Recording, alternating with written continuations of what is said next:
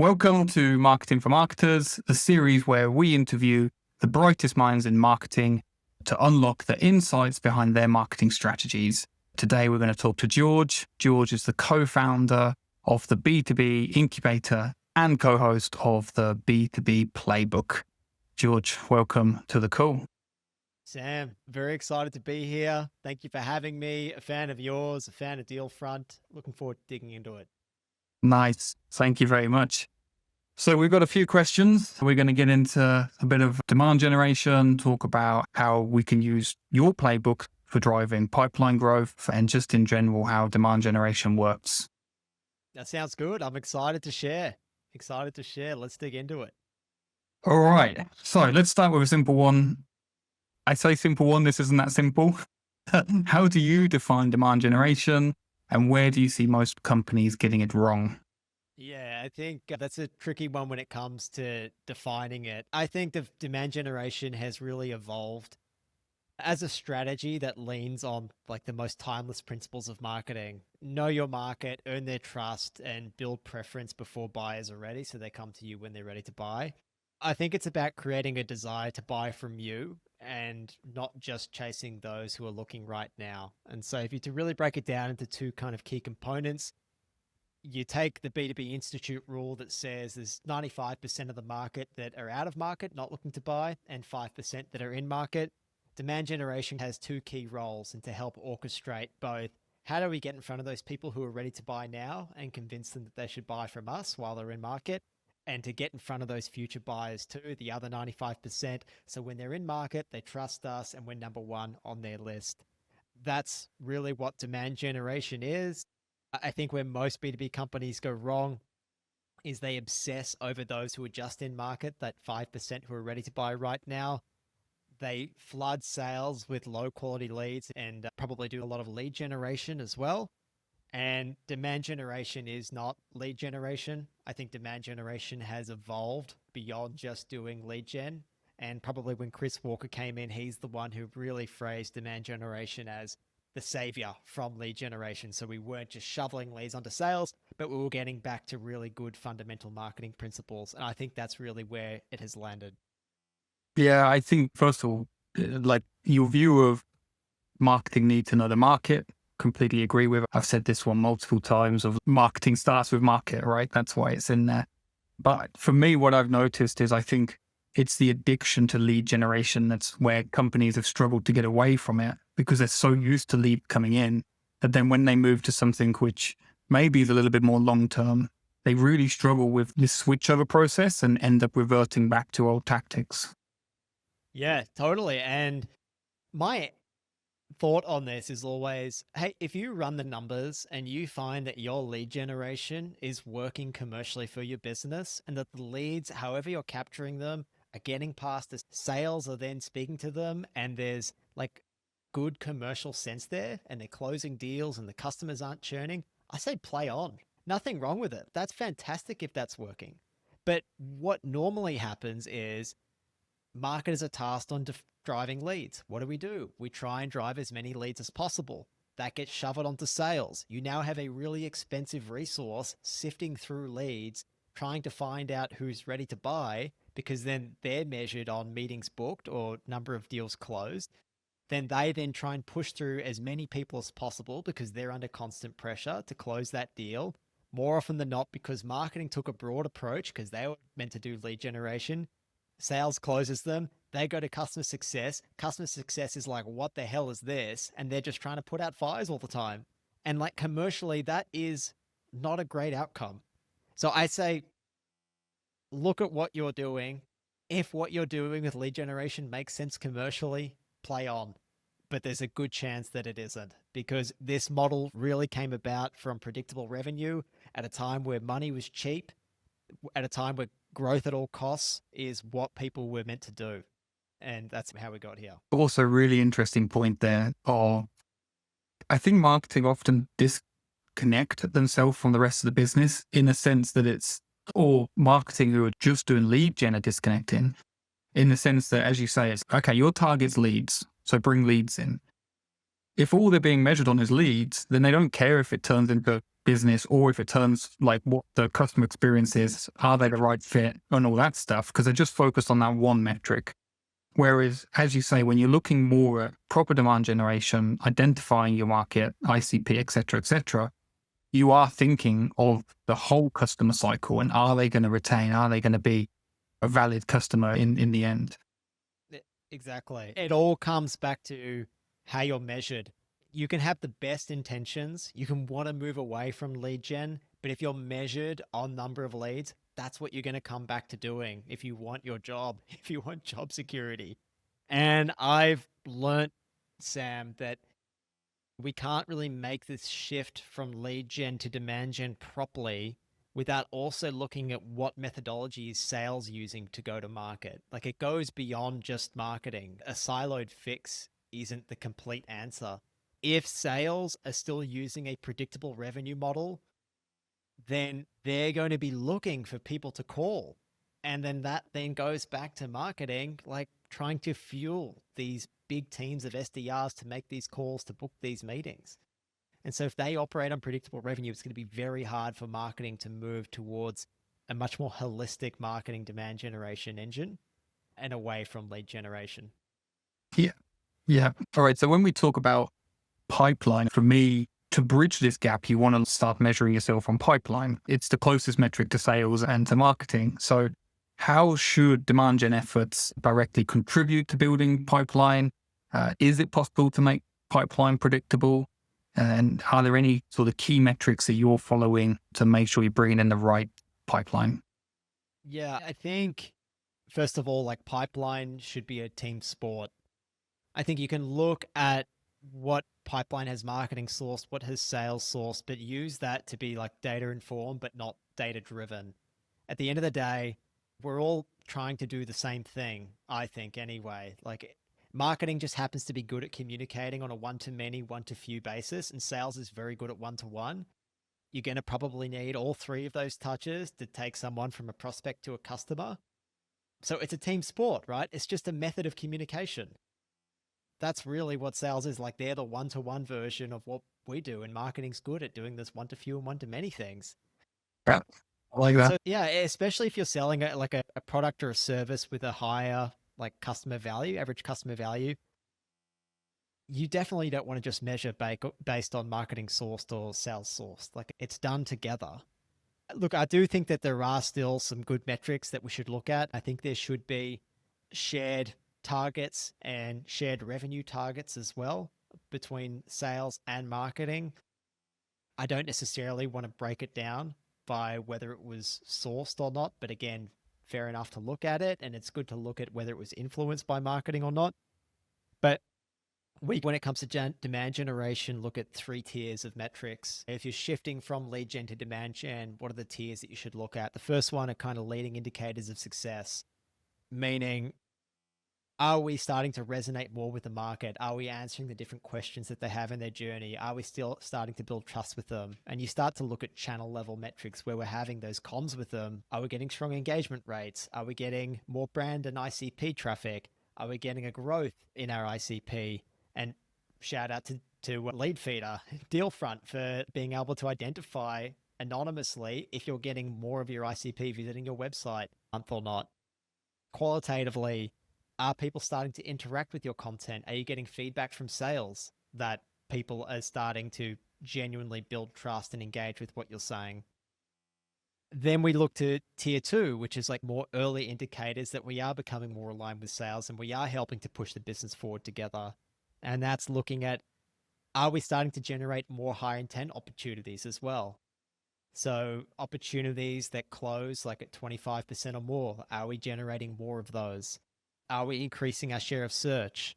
Again, are we starting to see in self-reported attribution that the different marketing investments that we're making are starting to show up? Things like your podcast, your YouTube channel, your LinkedIn thought leader ads, that kind of stuff. And then probably finally tier 1, which is looking at overall for the business, did we generate more opportunities? Did we generate more revenue? You can break that down by marketing sourced. You can break it down by marketing influenced if you want. But again, just use that to be data informed, not data driven.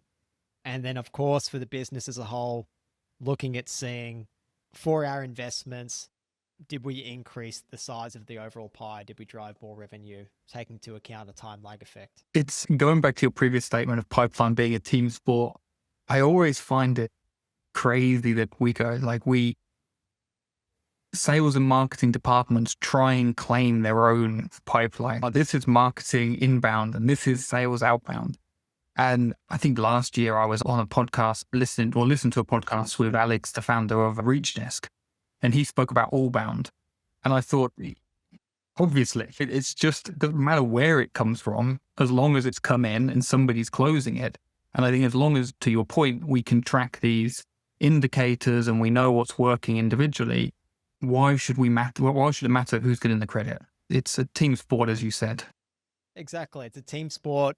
We're just saying the same thing, but at different levels of communication. So it just seems crazy to split up the attribution like that. But yeah, that's the landscape we're in, unfortunately. Also, just very funny that I don't think any salesperson is rewarded differently for it being an outbound opportunity versus an inbound opportunity. It's sort of funny, like the mentality is why even track it. But yeah, there you go. No, it's interesting. It's very interesting. Lead gen versus demand gen, we've already touched on it, but the debate is always there. So in your view, what's the practical difference when it comes to driving revenue and pipeline for a SaaS business? Yeah, I think lead gen really floods sales with people who filled out a form. And I think the difference is like your commercial approach. And I'll say again, if commercially lead gen works for your business, go for it. Keep doing it. That's fantastic. But if it doesn't, and there's a good chance that it's not going to do that forever, you need to shift to demand generation, because demand generation is not just about collecting the contact details of someone that you can find from a database anyway, who you probably should be aware of anyway. It's about making sure that you're bringing people to your business that already understand the problem, they trust your brand, and they're far more likely to buy from your brand than anyone else when they're in market ready to buy. The issue is lead generation gives people that sense of control because it looks like we're filling the funnel. But the reality of the commercial repercussions is it bloats your customer acquisition costs.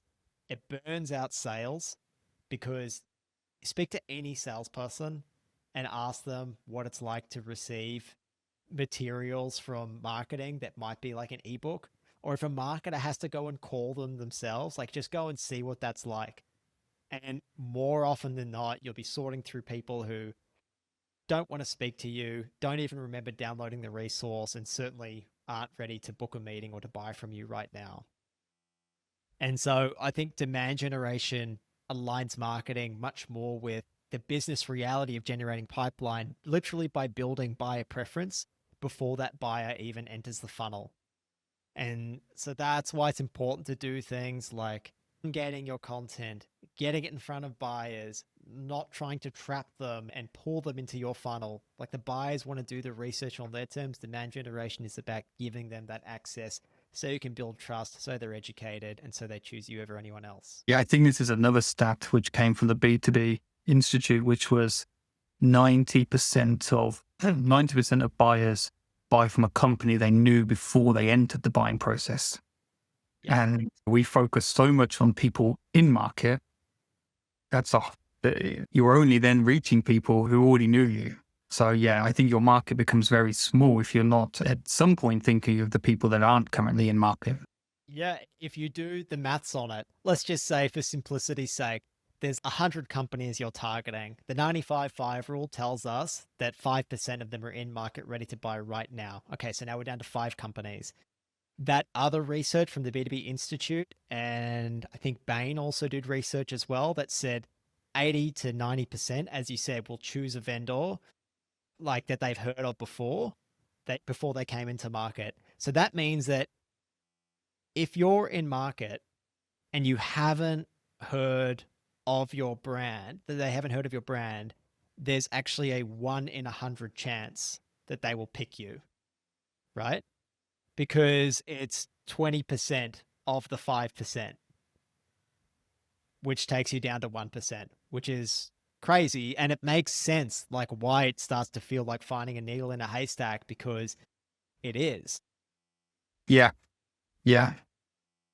And what's interesting with that, because I have seen this happen, is the first response is, let's make our market bigger.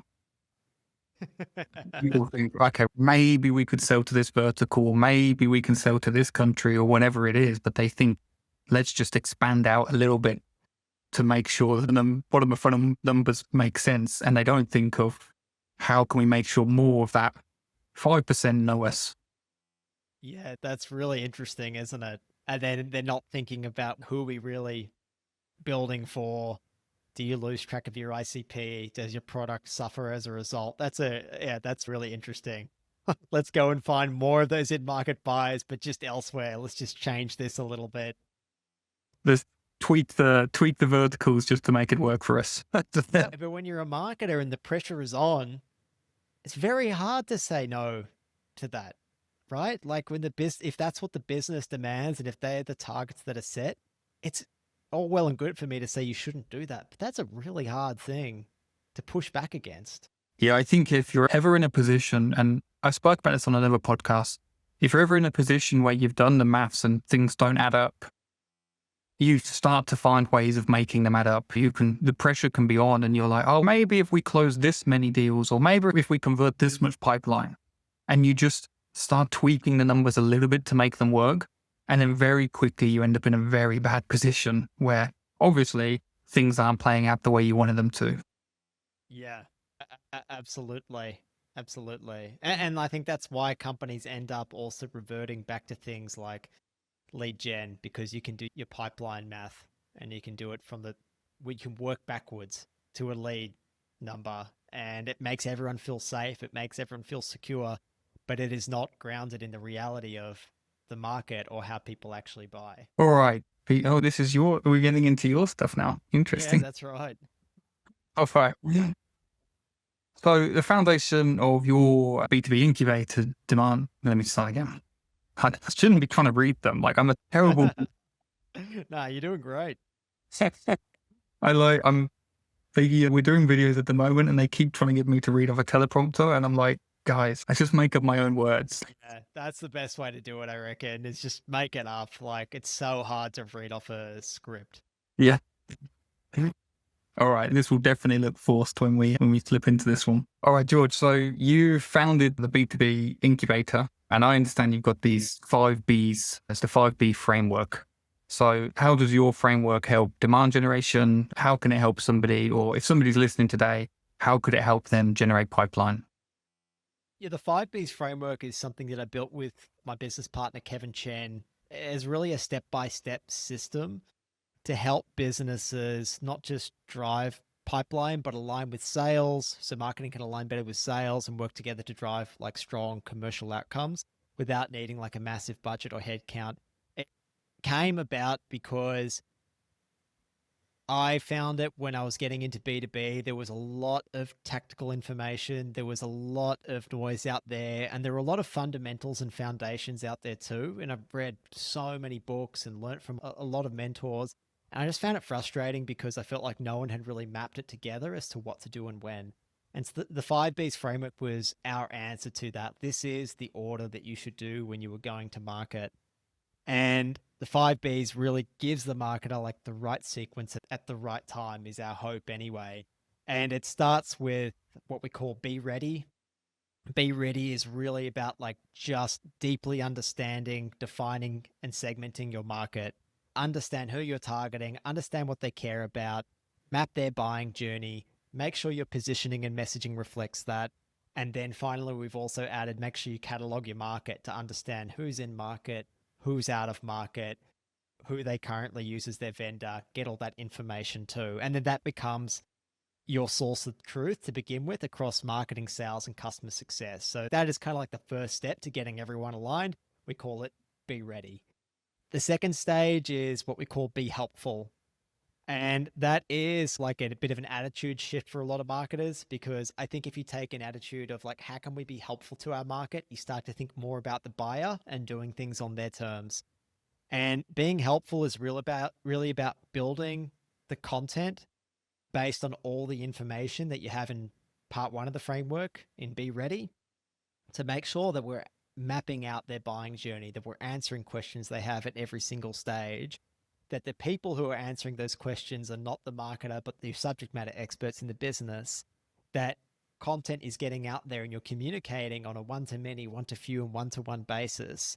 You also want to make sure that you're investing in long-term brand building here as well, so you're top of mind when the buyers enter the buying cycle. So it's really about making sure that we're creating this engine that is subject matter expert led, that answers all the questions that you know that your buyers are going to have at different stages, and builds good familiarity with your brand as well. The third step is what we call Be Seen. So we had Be Ready, deeply understanding your customers, be helpful, build relationships of trust, and Be Seen is get your information in front of people. There's no point in building it if they don't see it. It's basically just get it in front of them however you can. Find out where they are and put it in front of them. So if they're on LinkedIn, use paid media to get in front of them on LinkedIn. If they're at events, get there. If you need to use account-based marketing to take a more tailored approach to distribute that information, do that. Be Seen is just get the information in front of people. So you go ahead. I was going to say, I think, again, I've seen this mistake happen where people at that stage, they don't look at where, I always say, like, where are they hanging out? Where are these people? Is it LinkedIn? Is it Reddit? I worked at a company where it was hugely Reddit. So there was no point advertising on LinkedIn. It was like everything had to be done in Reddit. And I think that's often the mistake, is people just go, well, everyone's on LinkedIn or everyone's on wherever. And they just stick to that one channel without really thinking of like, where can we be seen? Yeah. If you just pause and think about it, of course it makes sense. But unfortunately, I don't know why. Like, I had someone DM me the other day saying, what are the 3 best channels for B2B? I was like, what do you mean? Who's your buyer? Where do they hang out? Be there. Just get in front of them and prioritize, of course, the channels, right? Like, you've got to look at what budget you have available. Maybe you don't have the budget to be reaching them on a one-to-many basis on ads. Maybe organizing roundtables, showing up to events. Maybe that's a better way to get in front of people. Maybe having them to a webinar is a better way to do that. But just be the places where your buyers are. It's pretty simple. So they're like the 3, I would say, like fundamentals of our 5 Bs framework. They're the ones that we teach as part of the B2B Incubator. I'll just gloss over the next 2. Be to Better is more about optimizing your marketing processes, building feedback loops with sales, marketing, and customer success, and using those insights to refine your messaging, your segments, and your campaigns, so you stay relevant and you tighten what you're doing. And Be the Best is really just one that we made for some more fun stuff, more advanced tactics. That's normally reserved for big organizations. So we talk a little bit about things like neuromarketing and neuromarketing principles that people can dive into. These are all Be the Best are like kind of the 1%ers or 2%ers, but the big difference to what you're doing is going to happen in Be Ready, Be Helpful, Be Seen. I think that's where most people miss. They'd miss those fundamentals. I really like that with your framework. Again, you're constantly talking about knowing the market, knowing the customer. You're having conversations with sales and with customer success. It's not, you can really see the difference of somebody who's just chucking leads over the fence to somebody who's a strategic partner in the business. Yeah, exactly. And that's what we're trying to elevate marketers to become as well, is yes, we want them to really grasp what are the fundamentals of marketing that they need to know, but also how do we elevate ourselves to be like drivers of business to help capture commercial truth and distribute it as well, and work with people to push that forward as much as possible. Really cool. Good for marketing to come back the seat at the table and being the strategic department. Yeah, absolutely. Absolutely. I think we've got a long way to go there, but I'm hoping it's going to keep happening. So I think one thing that a lot of marketers struggle with is the balance between like creating demand or capturing what's already there. How do you feel about structuring? How would you structure the approach? Would you focus on both motions equally, or is there a general rule of thumb? Yeah, I think it depends like on every business. It depends on if you're in an established category. If you're in an established category and there's a lot of existing demand, then there's a lot of opportunity to try and capture as many of those in-market buyers as possible.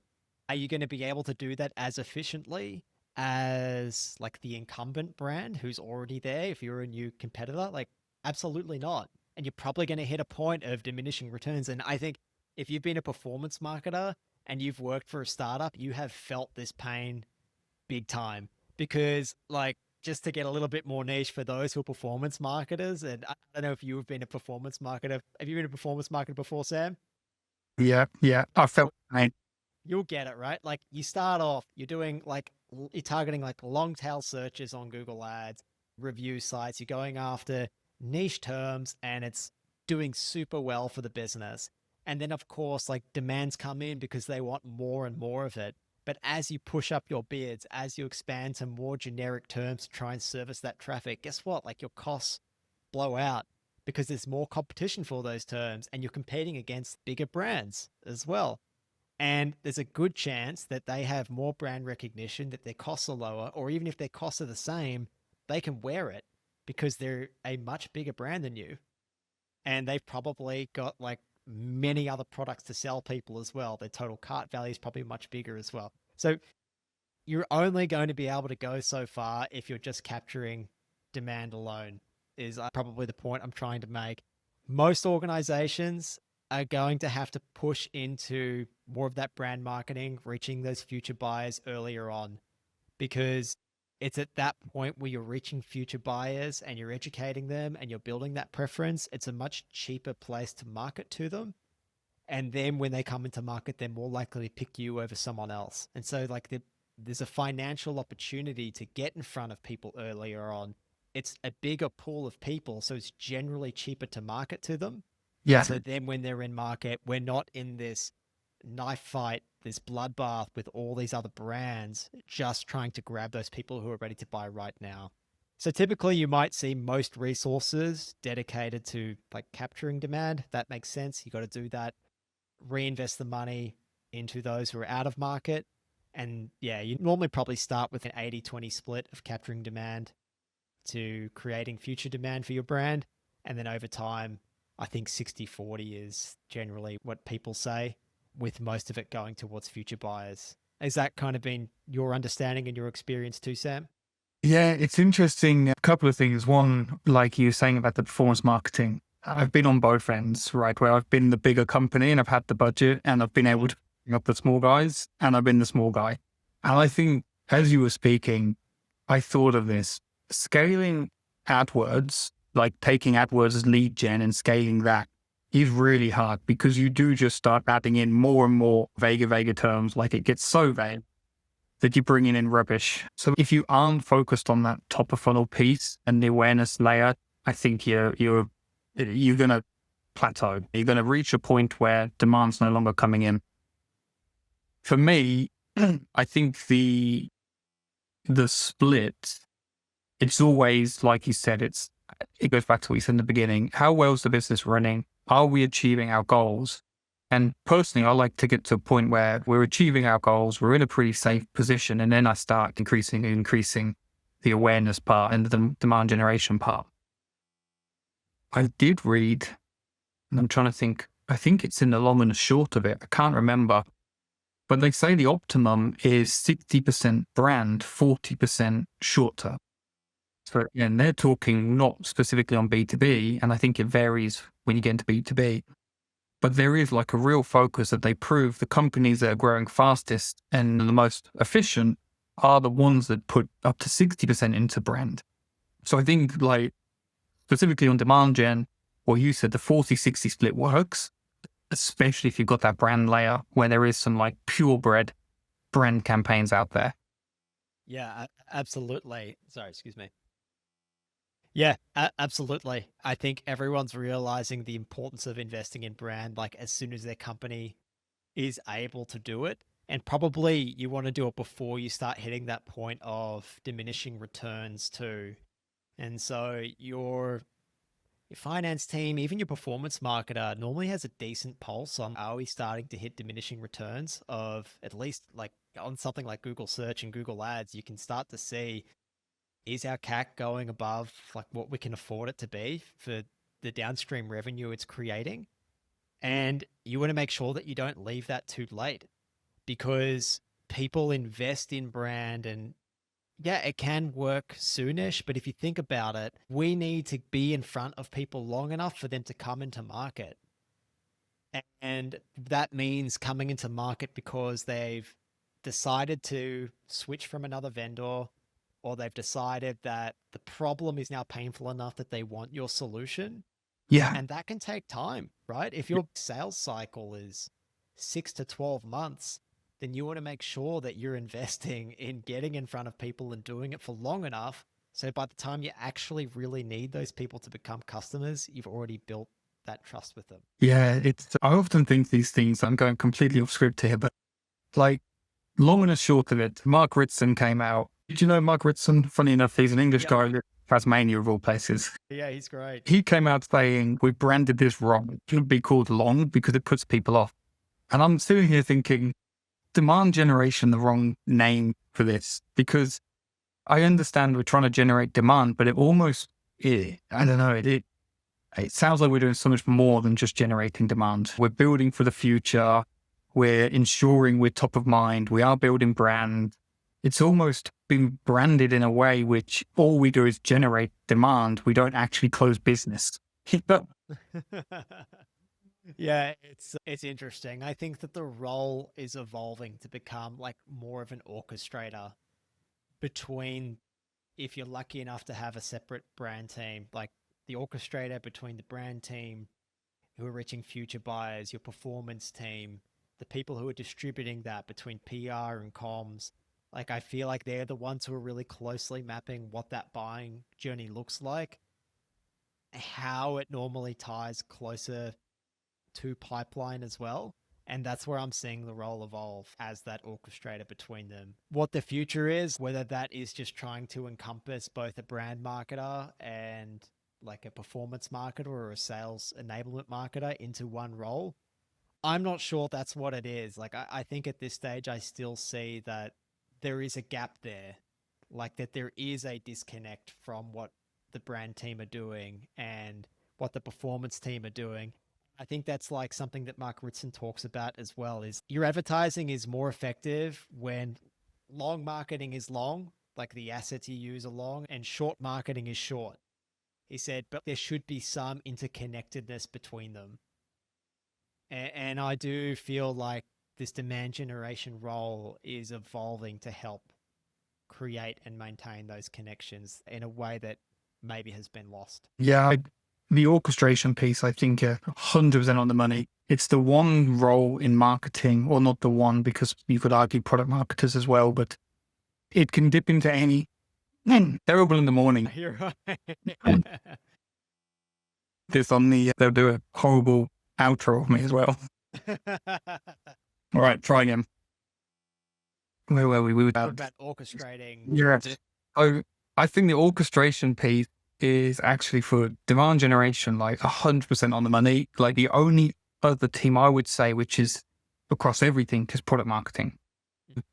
When I think of my experience in demand gen and people in the team here at Dealfront, they are working with the brand department. They are looking at events. They are working with content. They are working with sales and CS. Like, it is a real orchestration role of bringing everyone together around a key message and a key campaign and like the key market. So yeah, that part I think is often overlooked as well, is how much they can bring the entire team together, and almost like they're driving the strategy of the business themselves, or the strategy of marketing themselves. Totally. I think where product marketing doesn't quite go far enough, and it's fine because it's their role, is product is obviously all about making sure that your buyers are really aware about the great benefits and features of your product and the use cases and all that kind of stuff. But I think where demand generation differs a little bit is they're very well aware of that, but they're also looking at how can we go one step further and build genuine trust between our market, which probably connects what the content team is doing and like any field team are doing to the product. And like a great example that came out of the B2B Incubator was a company that Basically, they were in the construction space, like very slow moving. They had a piece of software that really helped people be more efficient on construction sites. And they ended up creating like a 12-part podcast YouTube series that basically helped their ICP learn everything they needed to about labor operations, which is the thing that they solved for. They didn't really talk about their product. They talked all about the pains that they're experiencing, the solutions that you could use, and then their product became like the natural conclusion of what they were talking about, in a sense of the pains. We've given you the solutions, but how dare we not tell you about the product? We're almost doing you a disservice by not telling you about it. And they don't talk about it every episode, but see how like you're connecting like the pains, like building trust. And HubSpot do this really well, right? Like the number of certifications and education they give people before you're even ever a HubSpot customer, like they absolutely come top of mind and you absolutely feel like they understand you. And so when you go to a new organization and you choose your CRM, like they're definitely one of the ones that are top of your list. And I think the demand gen role helps encapsulate that, and that might have been missed without it. Yeah, very true. And a really good use case as well. And I like that view of it. Like you said, the fact that why wouldn't they tell you about the product? It's like, yeah, it's in your favor that we tell you. Exactly. How dare we? Yes. So you have spoke about sales and marketing and working together and not arguing over attribution, but what role do you think sales and marketing alignment play in the generation or pipeline generation space? Yeah, I've been definitely learning more and more about this myself, because I think most teams say that they're aligned. And when they say that, they might do something, have a weekly stand up meeting with sales, but real alignment isn't just a meeting. And we said it before, like you can have the best of intentions, you can have shared accounts that you want to talk about, but at the end of the day, it all comes down to like how you measured and incentivized. And real alignment looks like having shared goals, having shared market intel, having shared accountability, and making sure that the role of marketing and pipeline isn't just to hand off MQLs and for it to leave there and say all the best sales. It's about helping sales having like more, better, relevant conversations with the right accounts.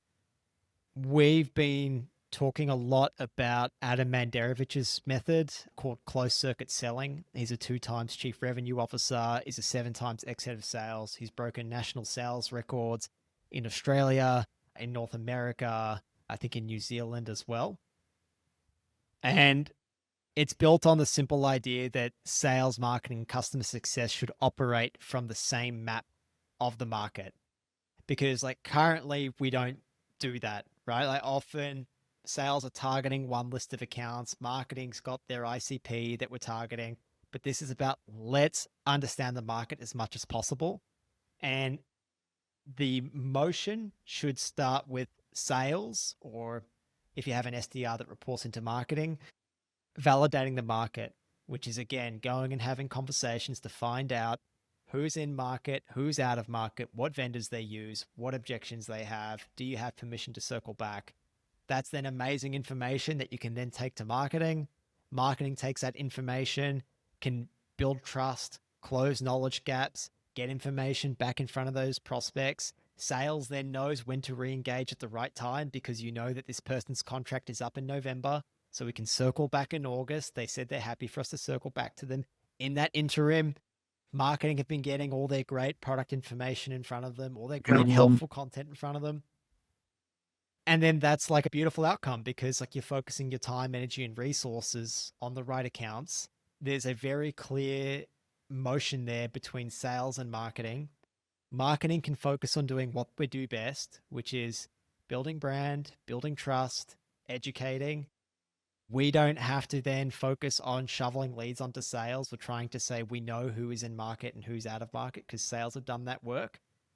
And what we've seen from it is it's just a much more efficient pipeline, which compounds over time. And the simple change is when sales are having conversations with the market that rather than approaching it to try and book a meeting, they're approaching it from the point of view of information gathering, doing it on the buyer's terms, and circling back at the right time. Yeah, so hopefully that answers your question more as to how we think about sales and marketing alignment. I guess my point is it needs to go beyond just meetings, and it needs to go more into the architecture of what underpins them. And Yeah, until sales go back and start doing this motion, or someone's gathering this data, it's going to be really difficult for the two teams to fully align. yeah, I like I've done this in the past where doing it right now actually, where you build a target list and you look through all the contacts on the list and all the companies on the list, and you sit down with sales and actually say, look at this company. Do you think you could sell to them? Do you think they need our solution? And if you randomly pick them and they've got no need for it, then you're targeting. And I think even getting to that level of agreement. So before you even start your campaigns, it's okay, if we bring you this company, do you believe they're a good enough fit to close? Otherwise, what I've found happens is I've had it both ways where marketing has just created the list on their own. And it's, as you said, it's made up on our ICP only. We haven't involved sales. Or the worst, in my opinion, is sales have created the list and chucked it over to marketing and have said, these are the companies I want. And it's normally, in England, it's normally just a couple of football clubs they're dreaming of selling to. It's no relevance whatsoever. So yeah, I think agreeing on the market with them, and then as you say, that cataloging step is huge. If you could pull that off, very powerful.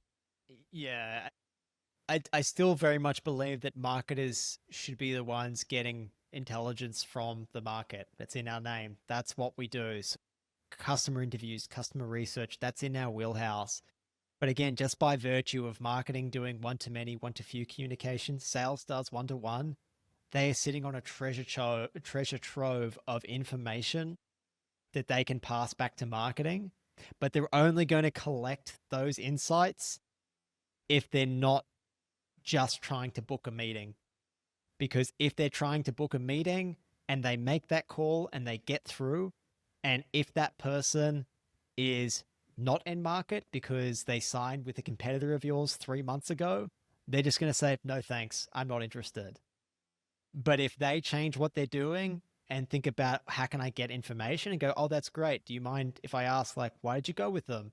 What have you liked about it so far? How long's your contract for? Do you mind if I circle back at another time so you can compare when your contract comes up? That's good information that we need to really gather. And so it's almost like a salesperson accepting the 95-5 rule applies to them too, not just to marketers.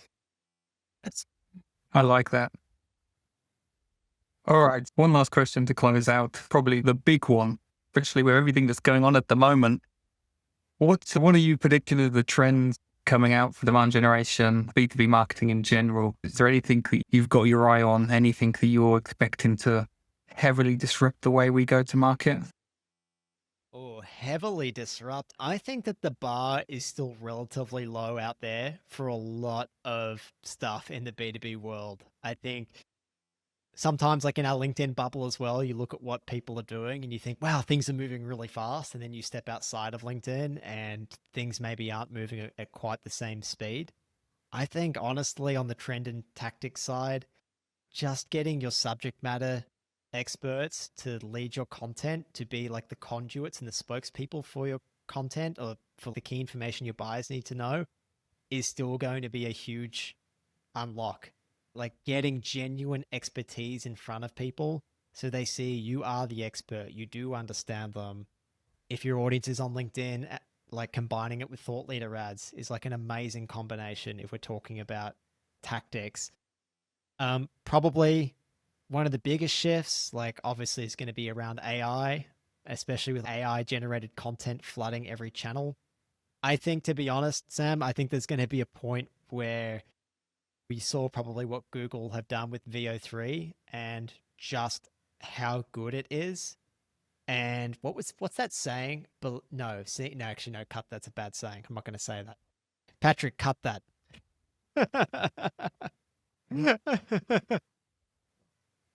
Yeah, so if we look at what Google is doing with VO3, like all of a sudden we can't trust even our own eyes and what they're telling us because it just looks so real. And so if we stop being able to trust what we see in front of us online, I think there's going to be a big shift back to real communities, real connection, roundtables, like that kind of stuff. I think it's really going to go back the other way eventually. I think we'll have a period of time where everyone's going to be leveraging AI and it's going to be amazing. Look how cool this is. Look at all these fun things that we're doing. But then you're just going to get to the point of, I don't know what's real. I don't know who to trust anymore. I'm going to go back to people I know physically and seeing them physically. And I think that's where those communities are really going to thrive. What's your take on that? 100% on the money. I think, for me, there's two things. And technically, AI can be creative, but I do think creativity as a skill is going to start standing out. So people who find unique ways to engage with people or just their ad creatives are at a whole new level, I think that will start to stand out. But yeah, obviously, we're doing our part in the community space where, like, even if it's pre-drinks at an event, like any way we can get people in front of people, it's having a good return for us. And I think it is because people are getting spammed left and center, and there is so much out there, and everyone can create the content now that we've gone back to needing that human connection to really trust a brand. And yeah, I think that's only going to get bigger. Yeah. How do you stand out from the noise, right? You've got to be more personal. And AI just means there's going to be more noise than ever. And so, yeah, I can see things going back the other way. It'll be really interesting to see how things play out. We'll be drinking whiskey in the office again in no time. I think so. I think so. George, this has been great. I've definitely learned a lot. It's really good to chat to you. If anyone wants to join the B2B Playbook or they want to connect with you, how would they go about doing that? Yeah, just Google the B2B Playbook.